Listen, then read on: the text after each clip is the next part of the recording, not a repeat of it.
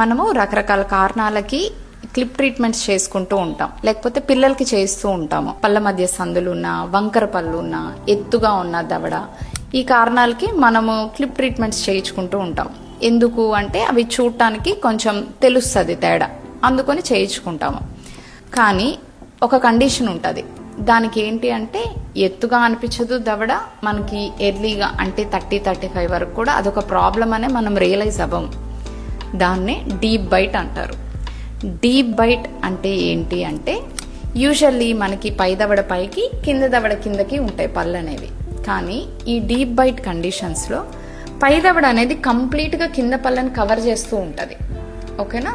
So దీనివల్ల ఏమవుతుంది అంటే పై దవడ పెట్టే ఒత్తిడి అంతా కూడా కిందున్న చిగురు మీద, లేకపోతే పళ్ళ అరుగుదల మీద పడుతూ ఉంటుంది.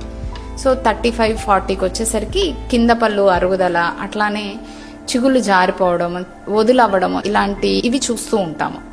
సో డీప్ బైట్ అంటే చూడటానికి స్ట్రైట్గా ఉన్నా, మీరు ఇప్పుడు అబ్జర్వ్ చేసుకుంటే ఎవరికైనా డీప్ బైట్ లాంటిది ఉంది అనుకోండి, కంపల్సరీగా ఎర్లీ స్టేజెస్లో దానికి ట్రీట్మెంట్ అనేది చేయించుకోవాల్సి ఉంటుంది, క్లిప్ ట్రీట్మెంట్.